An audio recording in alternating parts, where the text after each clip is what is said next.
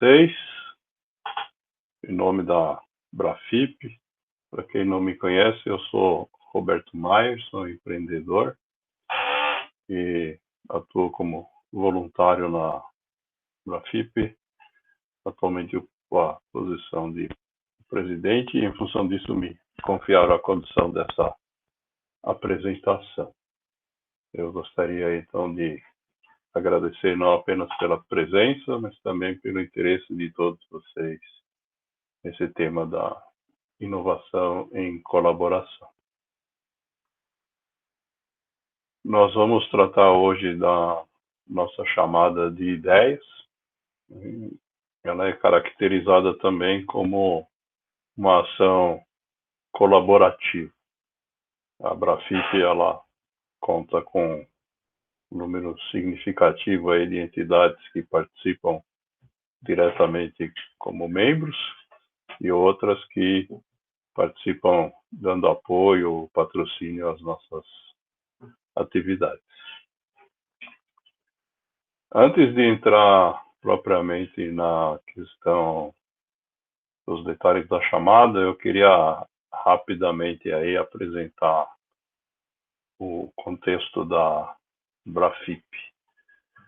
A Brafip, ela começou, na verdade, a ser estruturada há muitos anos atrás, quando, através do trabalho de representação internacional do Brasil, que na época eu fazia como membro da diretoria da Federação ACESPRO, nós tivemos a oportunidade de participar de um congresso europeu chamado Congresso de Plataformas Tecnológicas, né, traduzindo a sigla, que ocorreu em Poznań, a terceira maior cidade da Polônia.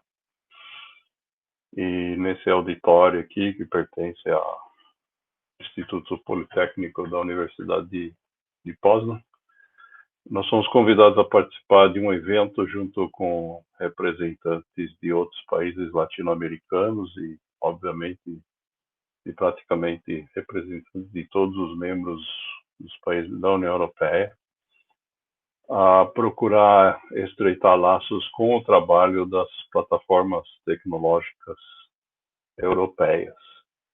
Esse trabalho, ele, na verdade, se iniciou na Europa já há muitas décadas, e ele foi sendo gradativamente aberto aí à participação de outros países.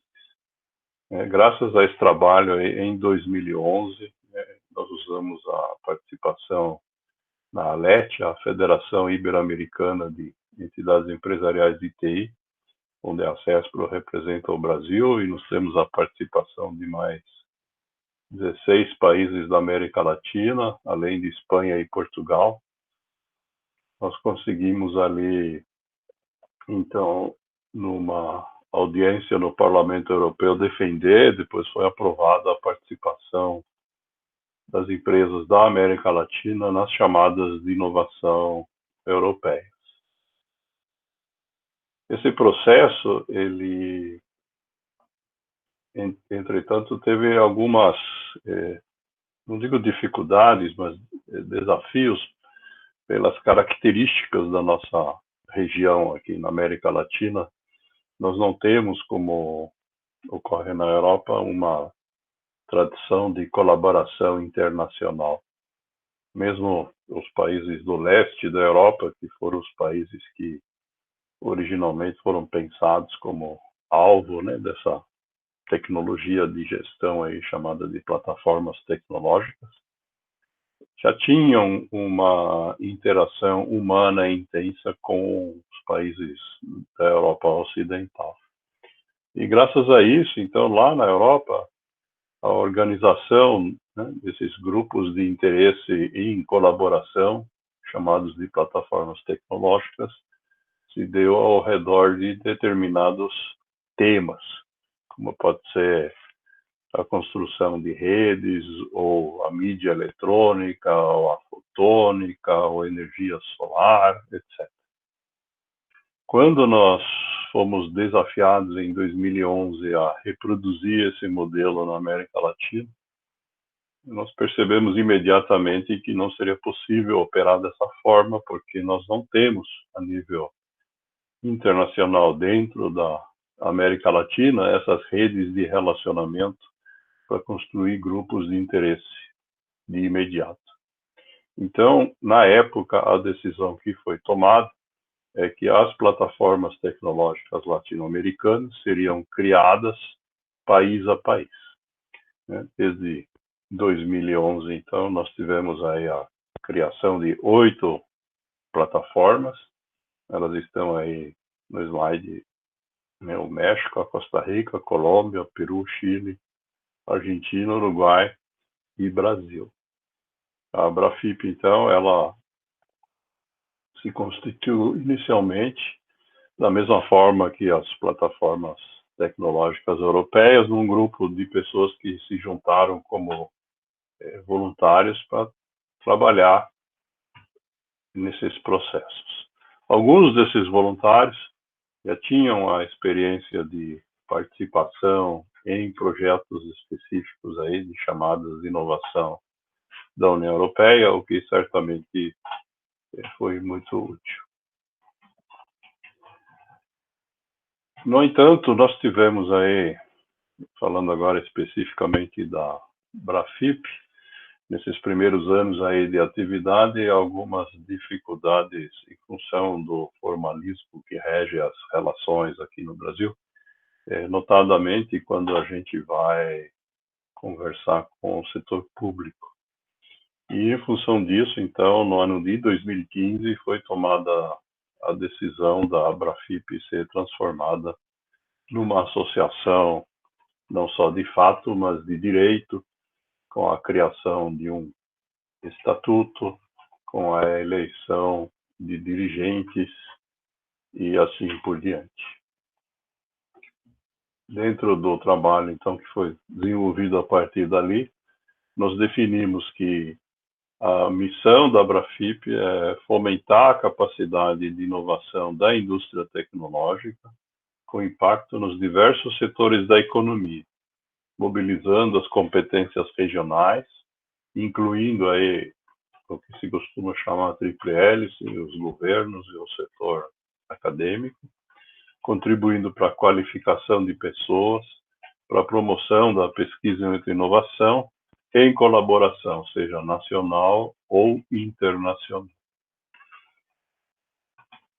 Nós temos hoje, então, a Abrafip tendo essa representação, a participação de cada um dos 3 eixos aí da tripla hélice está retratada aqui.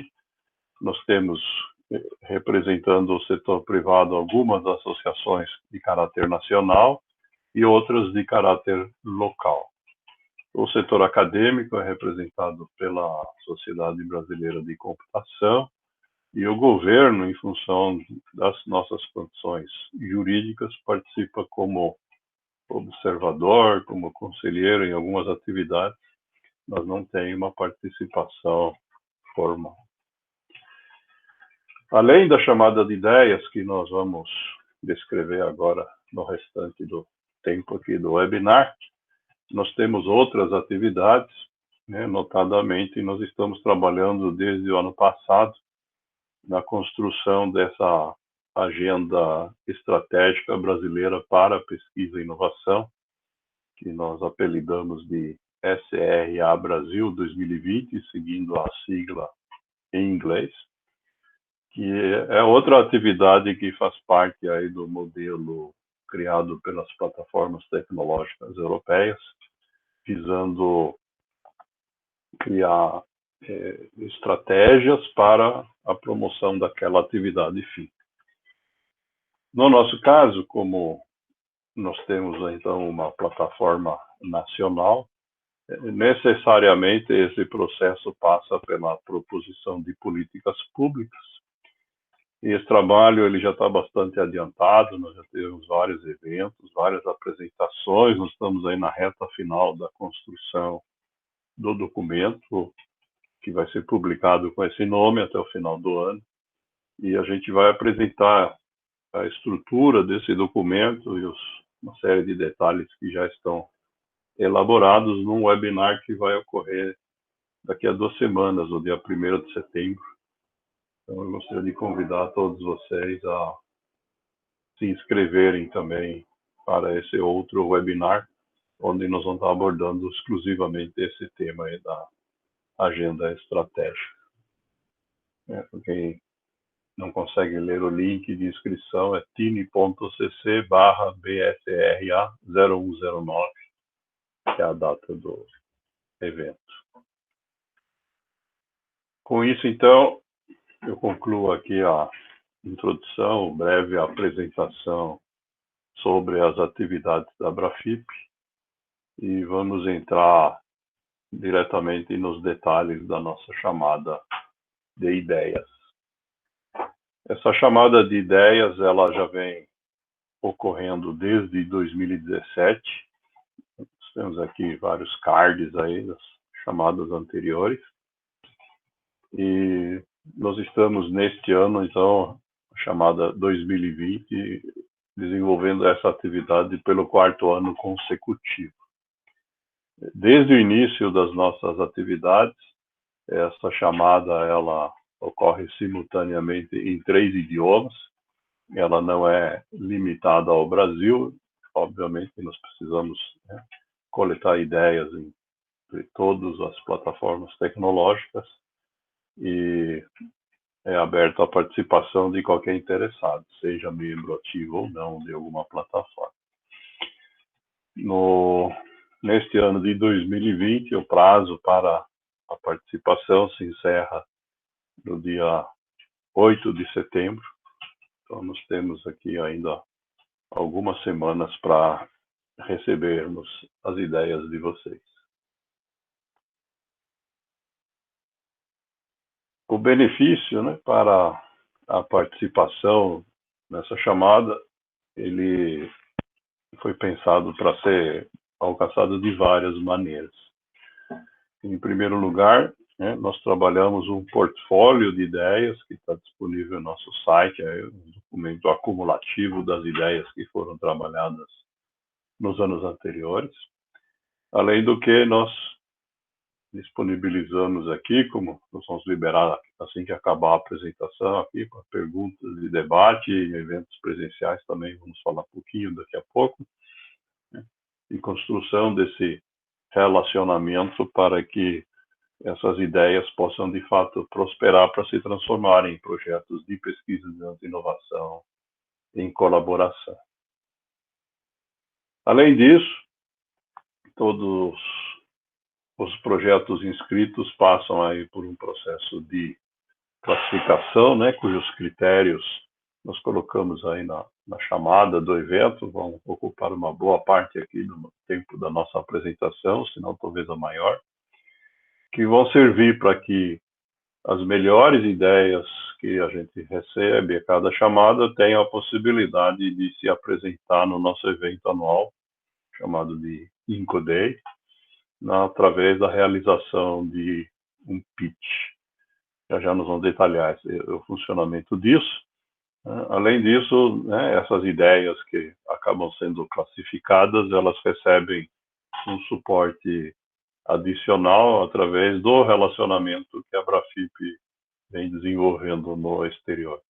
Nós temos uma rede internacional de representantes, nós temos gente trabalhando também como voluntários para apoiar esse esforço na Europa, obviamente, também na América do Norte, e nós estamos iniciando alguns contatos para fazer a mesma coisa em alguns países asiáticos.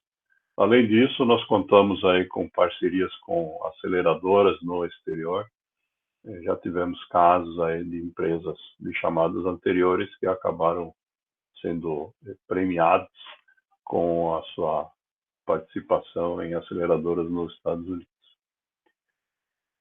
Para detalhar um pouco melhor o Inco Day, Inco Day, a sigla de International Cooperation Day, é um evento também que a gente vem realizando anualmente e que vai ocorrer também neste ano de 2020.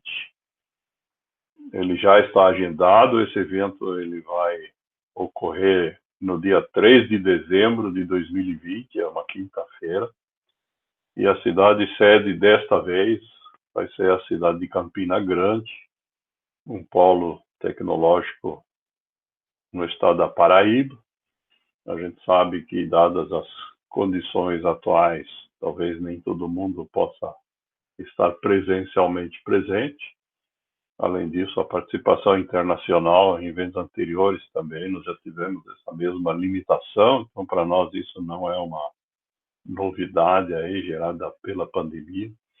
O evento ele ocorrerá com a participação simultânea, tanto presencial quanto online.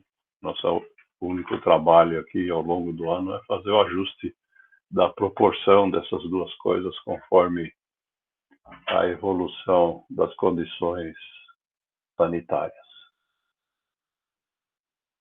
O processo de submissão das ideias é um processo bastante simples. Ele ocorre através de um questionário hospedado dentro do SurveyMonkey, para o qual nós criamos aí em português um link que está aqui no alto da tela. Nós temos também o mesmo link em espanhol e em inglês, conforme eu já mostrei antes. A tela inicial do questionário é simplesmente uma apresentação, um lembrete para que quem chega até nós saiba que veio no lugar certo, e para mostrar que nós temos apenas aqui 5 segmentos, 5 telas que precisa passar para se inscrever. Vou mostrar elas aqui muito rapidamente para vocês terem uma ideia como que isso funciona. O primeiro trecho do questionário tem por objetivo identificarmos o proponente da ideia. Então, nós precisamos aí identificar qual é o perfil do participante, se ele é um grupo acadêmico ou uma instituição científica, se ele é uma startup, se ele é uma empresa tecnológica já constituída que quer compartilhar alguma ideia, ou se ela é uma empresa que tem um problema tecnológico e está em busca da solução. Obviamente, aí, para poder manter contato com as pessoas, na sequência, nós precisamos de alguns dados de contato. O segundo bloco do questionário tem por objetivo que as participantes possam descrever a ideia propriamente dita. Então, nós solicitamos primeiro um título para divulgação, o título que vai para o portfólio de ideias, que nós usamos no próprio evento para fazer a promoção da ideia. Depois, nós pedimos para fazer uma descrição do contexto, em quais mercados ele se aplica, que tecnologias ele permite integrar, etc. Solicitamos que seja descrito quais são as inovações ou qual o objeto de pesquisa ou de inovação que vai ser viabilizado através da ideia. Pedimos também que sejam descritas as incertezas que ocorrem em volta dessa ideia, porque toda ideia ou inovação tem que ter alguma incerteza. Se não houver nenhuma incerteza, é um produto já bem sucedido. E permitimos aí anexar links para sites, imagens, vídeos, documentos na web de uma forma geral. Na sequência, a gente pede algumas informações sobre a maturidade do projeto, da equipe que está envolvida na implementação da ideia, sobre o tipo de parcerias que essa equipe já teve ou pretende ter. Questionamos sobre a capacidade de comunicação da equipe para verificar se ela é capaz de conduzir reuniões internacionais nos idiomas de potenciais interessados ou não. E, por último, o questionário pede autorização para trabalhar as informações disponibilizadas de forma objetiva, porque nós podemos trabalhar essas informações apenas dentro da Abrafip, tem uma escala aí de possibilidades, até disponibilizada de forma totalmente aberta na web, e nós seguimos aí o que cada um autorizar. Além disso, é claro, né, nós terminamos aí solicitando o compromisso dos participantes para que a gente saiba se, de fato, ao submeter a ideia, eles também estão se candidatando à participação com pitch durante o Incoday ou não. Né? Como essa possibilidade de pitch também é online, a gente entende que isso é aberto a todos, mas, eventualmente, alguém pode não querer. Muito bem. Então, essa chamada de ideias está aberta para participação até o dia 8 de setembro, e nós vamos então detalhar agora como é que a gente vai trabalhar com as ideias recebidas. Né? Nós já temos quase 50 ideias completas aí submetidas e esperamos mais que dobrar esse número até o final do prazo da chamada. A avaliação das ideias submetidas, ela se dá em duas etapas ou duas fases. A primeira fase é desenvolvida pela equipe interna da Abrafip, eventualmente com acréscimo de alguns avaliadores convidados, né, se for necessário, conforme o número de ideias submetidas. Essa primeira fase, desenvolvida pela equipe interna, é que serve para a gente poder escolher aquelas ideias que são selecionadas, conforme eu já citei, para apresentação durante o Incoday, né, o nosso evento no dia 3 de dezembro. E a segunda etapa da avaliação é feita pelos participantes do próprio evento. Sejam eles participantes presenciais ou remotos, todo mundo participa dessa segunda etapa de avaliação para ranquear as ideias apresentadas no Incoday. Nós vamos agora, então, detalhar, na verdade, os critérios que a gente utiliza em cada uma dessas duas etapas. Na avaliação interna que a Abrafip desenvolve a partir, então, do dia 9 de setembro, né, a chamada concluindo no dia 8, nós fazemos uso de critérios cujas respostas de avaliação, no intuito de permitir aí uma avaliação o mais objetiva possível, né, dado que nós temos um número grande de ideias submetidas, não é possível que todos os voluntários participantes aí da Abrafip possam avaliar todos os projetos. Então, nós tomamos o cuidado aí de definir escalas com valores de referência, que nós vamos mostrar aqui, né, justamente para evitar esse viés, né, de interesse ou de entendimento. Como é que funciona isso? Na verdade, para cada critério que nós vamos apresentar na sequência, nós definimos uma escala, né, seguindo a metodologia das escalas de Likert, né, de 7 níveis. E nesses 7 níveis, a gente documenta os 3 degraus intermediários. Para a escala de 7 níveis, nós usamos a numeração de 0 a 6, não de 1 a 7. Já explico porque o 0 indica, na verdade, a inexistência ou a não aplicabilidade do critério. E então nós temos, na verdade, essas condições baixo, médio e alto, que nós vamos definir para cada critério, de tal forma que os avaliadores sabem exatamente o que é baixo, o que é médio, o que é alto em cada situação. Nós temos notas intermediárias, que correspondem ao 2 e ao 4, entre baixo e médio, ou entre médio e alto. E o 6 nós reservamos para a nota máxima, né, porque é mais que alto. Né? Os critérios, então, que vão ser descritos todos, né, usando essa mesma escala, né, no caso da avaliação interna feita pela Abrafip, é baseada nesses 7 critérios aqui. O grau de inovação, o potencial para a colaboração, na questão da formação de consórcios e na questão da criação de alianças comerciais futuras, né, quando o resultado estiver pronto. a abrangência geográfica, a maturidade do mercado-alvo, o modelo de negócio envolvido e a questão da propriedade intelectual. Então, para cada um desses critérios, nós temos essa escala de Likert aqui definida de maneira detalhada. No caso do grau de inovação, nós temos aqui, então, uma variação que vai desde um produto que tem algumas características que o diferenciam em relação ao que existe no mercado, seria um grau de inovação baixo, até a inovação disruptiva, que seria uma inovação superior à que nós definimos como elevada.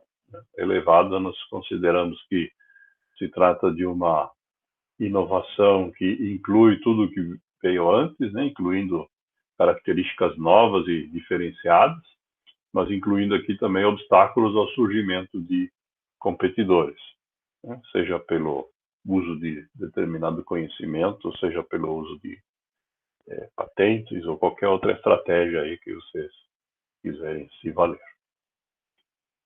No caso do critério da formação de consórcios, o que nós examinamos é o potencial que a ideia apresenta para agregar parceiros, porque nós estamos buscando a inovação em colaboração. Então, de fato, quanto mais parceiros o projeto, a ideia permitir agregar, melhor. E se essa possibilidade for internacional, ainda mais elevado nesse aspecto.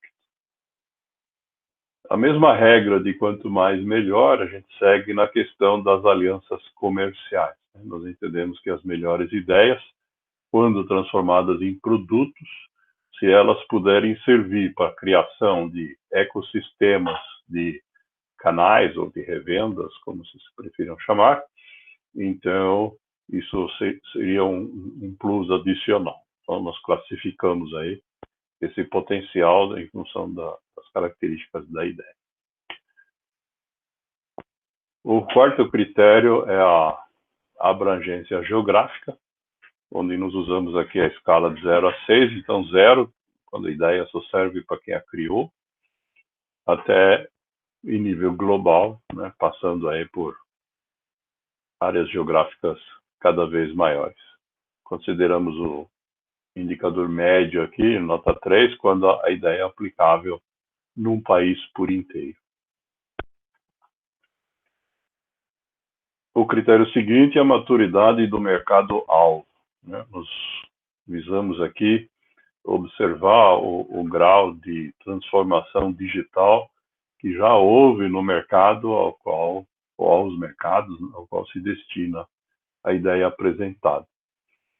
Nós entendemos que aqueles casos de mercados-alvo que já passaram por uma transformação digital importante aí pelo surgimento, por exemplo, de empresas daquelas que nós chamamos de unicórnios.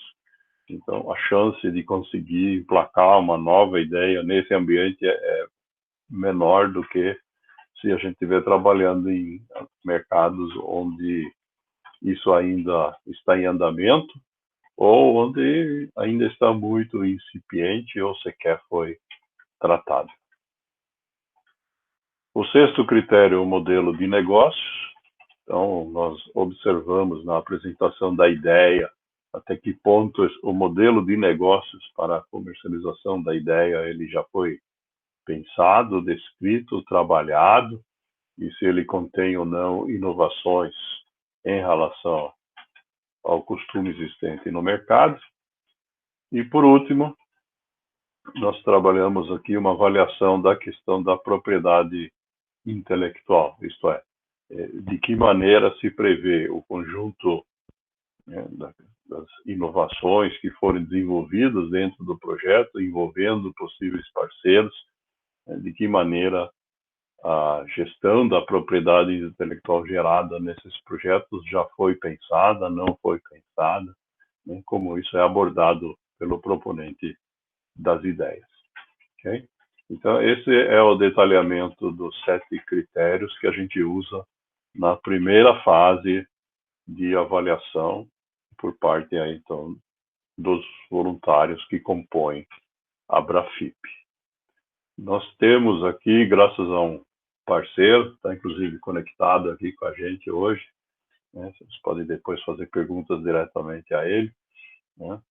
Uma ferramenta chamada Startup Radar, né? Que é uma ferramenta web que nós vamos utilizar, ela já está desenvolvida, para fazer com que todos os voluntários que avaliarem as ideias submetidas possam fazer o registro das notas na escala aí de 0 a 6 que eu acabei de apresentar, e isso vai, então, através da ferramenta aqui, permitir que a gente tenha de forma automatizada a disponibilização do ranking de todas as ideias que forem submetidas na chamada até o dia 8 de setembro.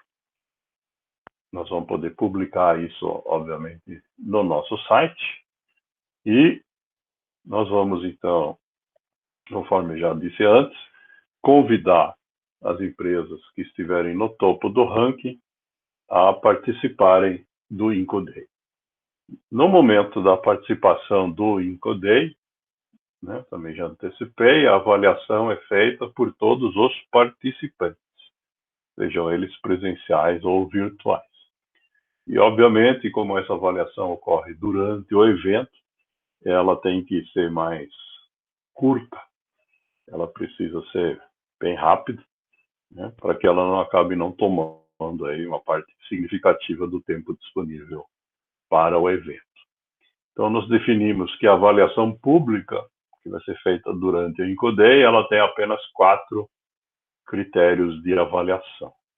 Os 3 primeiros buscam aí avaliar o ambiente interno de quem está propondo, o uso do conhecimento já existente, né, as tecnologias envolvidas, e uma avaliação do ambiente externo onde a ideia vai se aplicar, além de, por último, é claro, a própria qualidade do pitch que está sendo apresentado, que é a capacidade do proponente da ideia vender seu peixe, né, para falar em linguagem coloquial.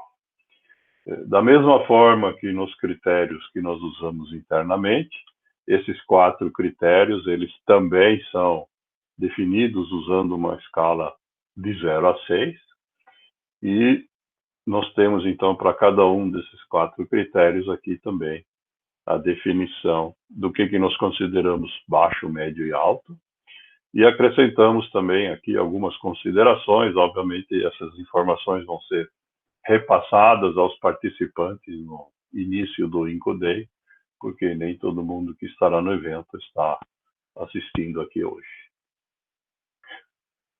Esse, então, o conjunto aqui dos valores que a gente usa para o primeiro critério, né, que é o estágio de desenvolvimento da ideia.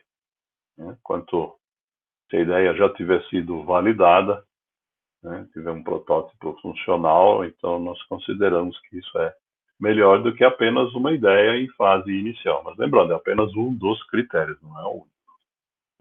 O segundo critério que vai ser avaliado durante o INCO-Day é a questão das tecnologias envolvidas, né? Nós temos, às vezes, ideias que usam tecnologias já muito conhecidas, né? Pode haver projetos, ideias que utilizem tecnologias consideradas avançadas, mas que já estão no domínio corrente, disponível para quem quiser utilizá-las. Ou, no caso aqui, nós avaliamos como alto, né, quando a tecnologia que está sendo proposta ou utilizada dentro da ferramenta seja resultante de inovação, de pesquisa, de inovação próprio dentro do conjunto aí de parceiros que estão por trás da ideia.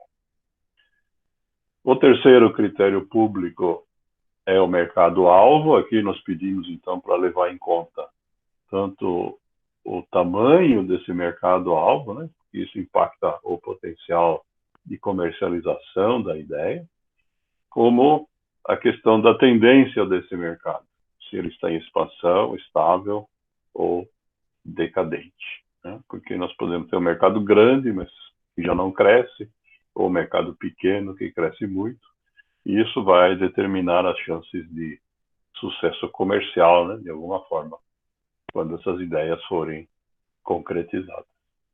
O último critério que a gente tem para avaliação no INCODEI é relacionado ao próprio pitch, onde nós pedimos, então, para avaliar a postura, a desenvoltura, a clareza, a objetividade das ideias, o respeito ao uso do tempo, né, de tal forma que a plateia possa avaliar até que ponto aquele pitch, de fato, teve um discurso convincente, adequado, organizado e disciplinado dentro das regras do evento. Esses 4 critérios, então, são critérios a serem avaliados de forma pública dentro do INCODEI. Eles vão ter que ser repetidos ao longo do dia 3 de dezembro para avaliar cada uma das ideias que forem apresentadas no formato de pitch lá no evento. Então, nós organizamos isso da seguinte forma. Terminada a apresentação do pitch, de cada pitch, nós vamos, durante 2 minutos, disponibilizar esse questionário usando a ferramenta Startup Radar, da forma como está exemplificado aqui. Nós vamos disponibilizar um QR Code que vai poder ser capturado tanto na tela do auditório do evento como no compartilhamento online. E todo mundo que quiser avaliar vai ter que ler esse QR Code para acessar o link ao questionário com as 4 perguntas correspondentes a esses 4 critérios de avaliação pública durante esses 2 minutos que se seguem a apresentação de cada pitch. Isso significa que, obviamente, como ao longo do dia nós vamos ter uma oscilação no número de participações, né? Isso ocorre até quando o evento é apenas presencial, porque tem gente que chega atrasado, gente que sai antes, gente que no determinado momento se ausenta da sala para alguma outra atividade emergencial. E no mundo online a gente sabe que a tendência disso acontecer é ainda maior. Então, como é que vai funcionar isso? Cada uma dessas votações de 2 minutos, avaliando cada pitch, ela vai sendo capturada ao longo do dia e vai sendo armazenada na base de dados do Startup Radar. De tal forma que, ao término do dia, uma vez que a última avaliação pública de pitch tenha sido feita, né, nós possamos proclamar os resultados da votação pública dentro do encerramento do evento. Essa tem sido a prática nos anos anteriores. Desta vez nós temos essa ferramenta que permite integrarmos, inclusive, a avaliação de quem estiver participando de forma remota. Para encerrar aqui a minha apresentação, então, nós repetimos aí o convite à participação, né? Eu repito aí o link de acesso ao questionário, que estará disponível aí até dia 8 de setembro, à meia-noite, para você submeter as suas ideias. E agradeço aí por terem ouvido, participado, e deixo aqui mais uma vez o convite para que no dia 1º de setembro vocês estejam com a gente também no webinar de apresentação da agenda estratégica. Era isso que eu tinha preparado. Nós temos aqui com a gente vários dos voluntários da Brafip, nós temos a participação do Ney, que é diretor do Startup Radar. Então, por favor, vocês fiquem à vontade aí para fazer questionamentos, abrir a câmera, o microfone, fazer as colocações que acharem interessantes.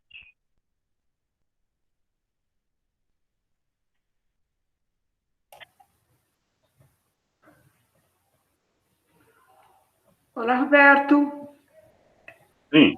Posso falar? Pode falar. Obrigada pela apresentação e pela oportunidade. Muito interessante toda essa atividade da Brafip, né? Eu queria saber... Pode abrir a câmera, por favor?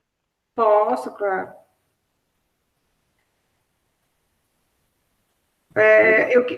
Eu queria saber também se vocês já têm um prazo para o encerramento da fase 1 de avaliação.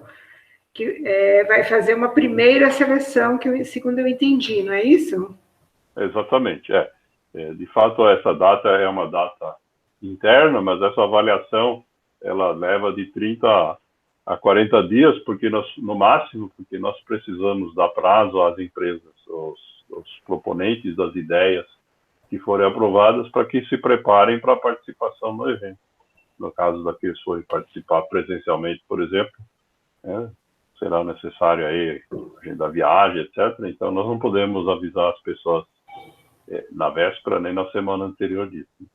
Tá? Essa é a razão, inclusive, pela qual, né, a chamada ela se encerra no dia 8 de setembro e nós temos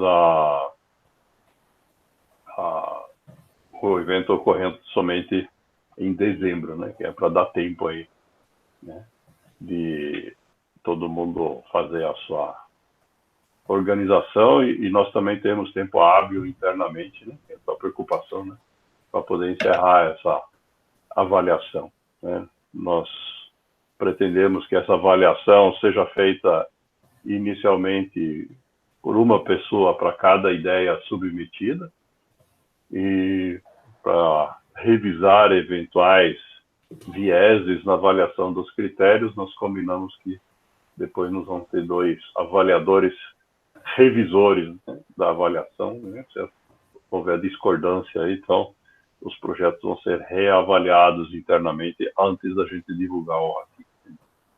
Essa é a programação de tarefas internas, né, que a gente tem detalhado até o momento. Perfeito, obrigada, Roberto.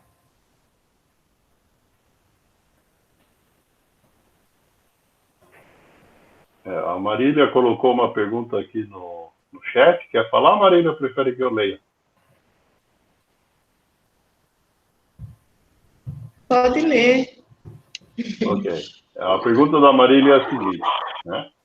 Ela questiona aqui se todas as ideias vão para a página da Abrafip, mesmo aquelas que não passarem para a segunda fase. Então, a resposta é depende, né? Eu mostrei na questão, no próprio questionário, e nós pedimos a permissão dos proponentes, né, sobre o formato de divulgação da ideia, né? Então, se a ideia, né, ao ser submetida, autorizar a gente a fazer essa divulgação, como você questionou, por exemplo, na página da Abrafip, nós vamos colocar como parte aí do portfólio de ideias, mesmo que a ideia não classifique para a segunda fase, né? Agora, se o proponente não permitir, nós não vamos fazer, certo? Então, essa é uma decisão que cabe, na verdade, a cada um, conforme seu interesse, sua maturidade, ou a forma como achar que a ideia deve ser trabalhada, né? E que nós vamos levar, então, em conta o pedido de cada um, ok?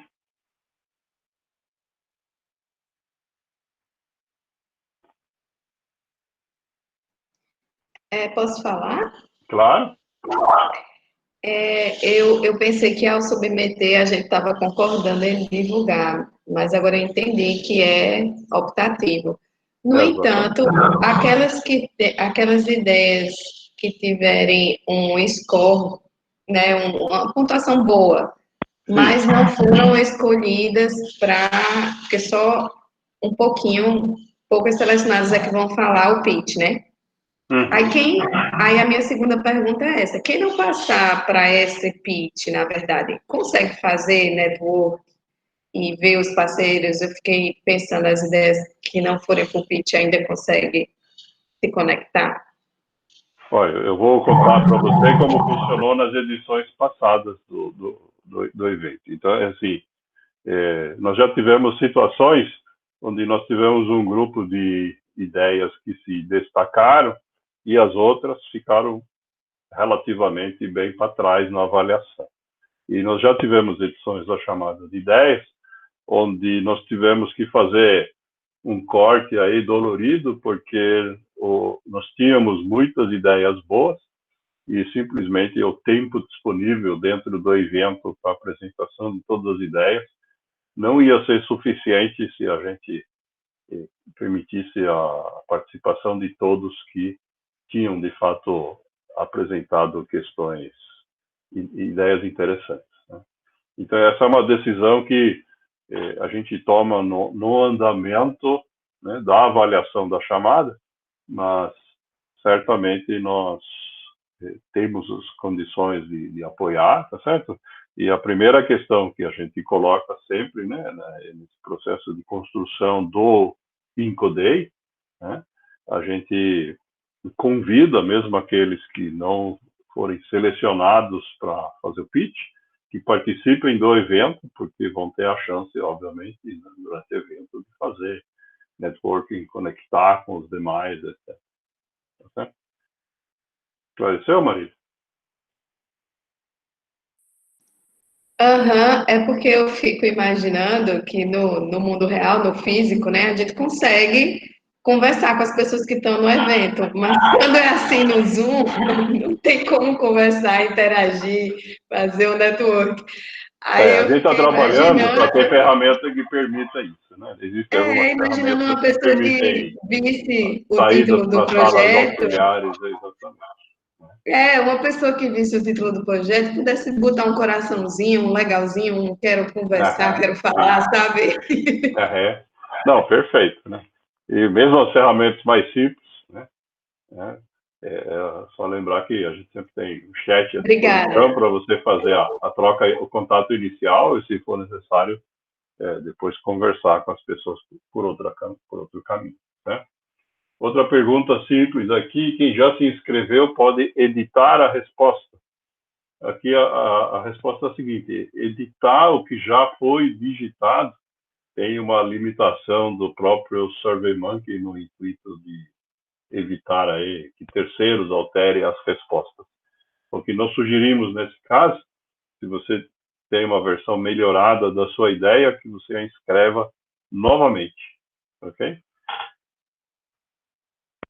Então, nós vamos considerar na hora da avaliação, né? Nós temos a data e hora de submissão, sempre a última versão apresentada, ok? Aí, outra pergunta aqui que eu lembrei, né, que também já apareceu aqui, é sobre a submissão de mais de uma ideia, né? Isso também é possível fazer, ok?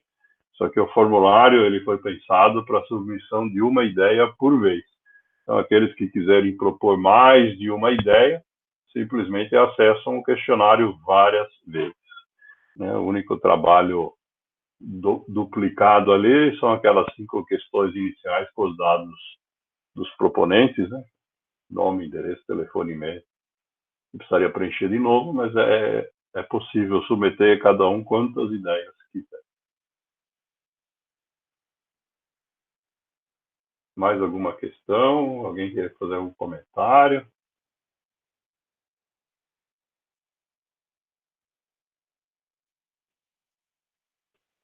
Ok, gente.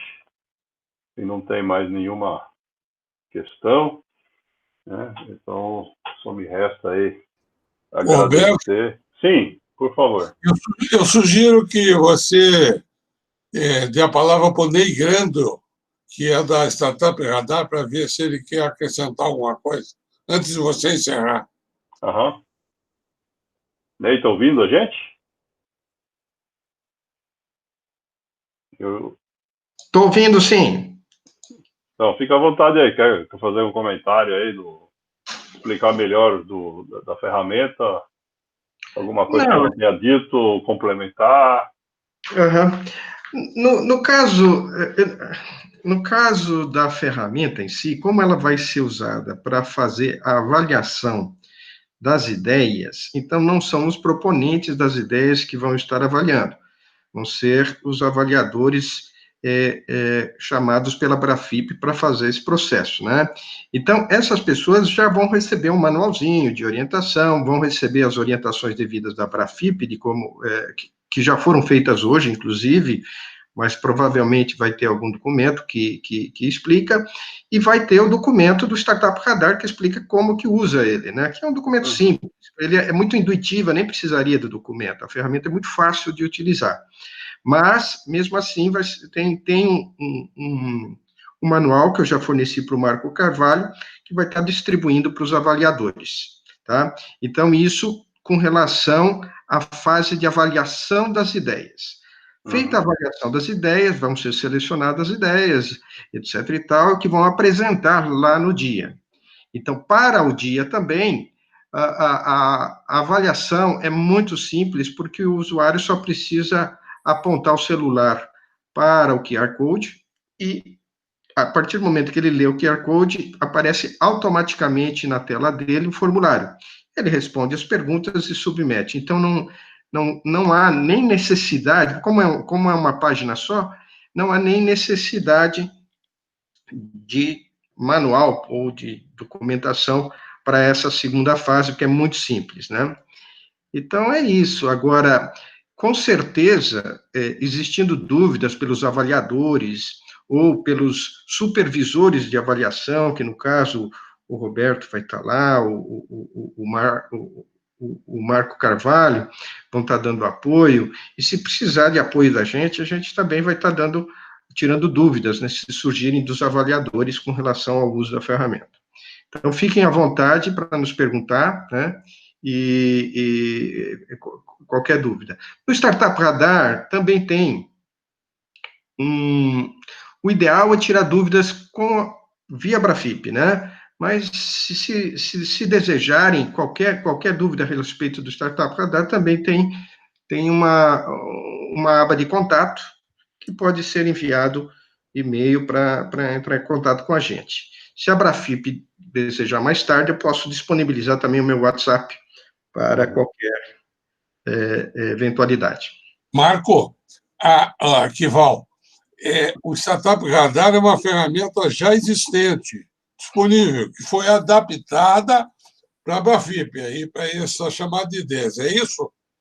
Exatamente. A ferramenta foi adaptada a pedido do Marco Carvalho, que é conhecido nosso aí, estamos fazendo isso de forma voluntária. A gente adaptou a ferramenta, só que para isso, né, os avaliadores, a Brafip vai fornecer para a gente a lista dos avaliadores e conforme eles se cadastram no Startup Radar, a gente libera para utilizar a ferramenta específica da Brafip que consta dentro do Startup Radar. Tá? Então, o Startup Radar tem algumas ferramentas já públicas, abertas, que qualquer um pode utilizar, mas as ferramentas Brafip, é a Brafip que vai solicitar a liberação das pessoas que vão ter permissão de estar fazendo as avaliações. Não no caso do dia final, né? Eu acredito que vai estar liberado aí para todo mundo. Mas antes, para os avaliadores dessa primeira etapa, serão só aqueles que a Brafip nos fornecer uma lista, com nome e e-mail. Perfeito. Deixa eu aproveitar aqui, entrou aqui mais algumas questões no chat, enquanto você estava comentando, né, e deixa eu esclarecer aqui. Tem mais uma pergunta aqui do Ailton, que pergunta como funciona a comprovação da inscrição da ideia. Né? Como nós estamos usando a máquina de coleta de dados do SurveyMonkey, a comprovação da inscrição se dá através justamente da confirmação que ele mesmo apresenta ao concluir o preenchimento do questionário. Né? Na última página tem um botão finalizar, e após esse botão finalizar, aparece uma tela confirmando a inscrição. A partir desse momento, vocês podem ficar tranquilos que os dados de vocês estão depositados na base de dados aqui dentro do SurveyMonkey que nós estamos utilizando. Ok? Tem uma outra pergunta aqui sobre as áreas de aplicação das ideias. Né? As ideias são abertas a todas as áreas. Né? Eu mostrei no começo, quando eu falei da Brafip, embora nós sejamos de base tecnológica, né? A gente pretende ter ideias que impactem todos os setores da economia. Então, nós não temos nenhuma limitação quanto a isso. A pessoa que fez a pergunta aqui, acho que é o Luiz, né? Ele citou a engenharia, mas nós já tivemos ideias apresentadas que se aplicam ao turismo, à saúde, às verticais as mais diferenciadas. Ok?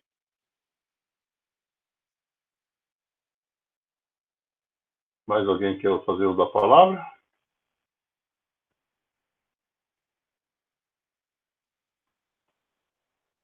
Muito bem. Então, cumprindo Ô, aí Roberto, Roberto, é Alexandre Oi. Moura. É só para completar a informação para a Marília. Sim. A preocupação que ela colocou foi interessante, né, sobre as ideias que não são, vamos dizer assim, eleitas para a segunda fase.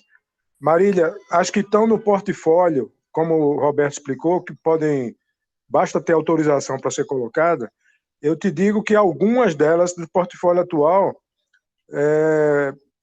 parceiros já olharam, e mesmo ela não tendo sido selecionada, o pessoal foi atrás e tem conversas sendo andadas, inclusive com o apoio da Brafip. O meu chapéu na Brafip é o diretor de Relações Internacionais, então a gente vê, inclusive, gente de fora olhando o portfólio e, a partir daí, pegando essas ideias e pensando em fazer o PDI colaborativo. Então, só em estar no portal da Brafip já ajuda bastante, né? Essa é a questão que, às vezes, as pessoas não percebem. Mas basta estar no portal da Brafip que já tem uma grande alavancagem para essa ideia, porque fica com visibilidade. Entendi. Obrigada, Alexandre. É importante vocês contarem os casos de sucesso, né? Os cases. Para a gente que nunca participou, tanto quebrar barreiras, porque com ideias que não dependem só da gente, a gente tem que, né, quebrar a barreira de que outras gerações acham que tem que guardar a ideia, quando fala de ciência também tem que ter cuidado, por causa da inovação, entendeu? E eu estou nos dois mundos, na ciência, mas eu também tive experiência em startup, e todo mundo diz, né, uma ideia não é nada, o que vale é o que você faz, né, com ela. Mas no mundo da ciência, não é assim. Então, é bom ter casos de sucesso até para quebrar a barreira e submeter ideias, entendeu? Eu já te digo que a gente tem alguns casos de sucesso, tá? Então, como o próprio Roberto falou na apresentação, já tem ideias de startups que estão em parcerias lá fora e tem algumas andando na Europa também. Agora, a gente tem que entender que, dependendo do tipo da ideia, como o Roberto bem falou, que são várias verticais, tem ideias que são mais complicadas, entre aspas, para fazer as parcerias, que demoram mais, e aquelas que são mais simples, né? Mas tem de todo tipo. O importante é botar na vitrine. A vitrine é que faz atrair parcerias.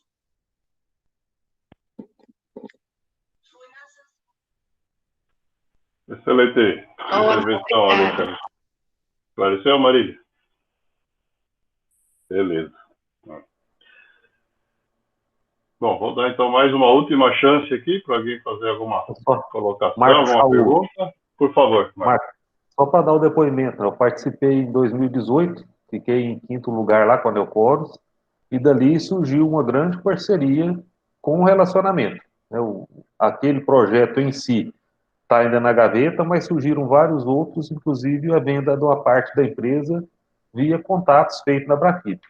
Então, o pessoal que investiu aqui quis fazer, vamos começar por aqui, porque o mercado é melhor e está dando tudo certo. Ok? Só para funciona, a vitrine é muito boa. Parabéns para todos. E esse ano vai mais 2 ideias, ou pelo menos uma. Muito bom. Obrigado aí pelo depoimento. Mais alguém gostaria de se manifestar?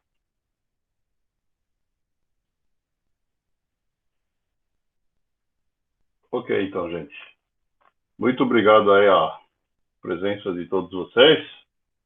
Esperamos até o dia 8 de setembro a submissão das chamadas. Vamos convidar todos vocês para o webinar do dia 1º e esperamos vê-los, seja ao vivo ou via internet, no dia 3 de dezembro. E com isso eu me despeço, deixando aí um abraço aí para cada um de vocês. Muito obrigado. Uma boa tarde a todos.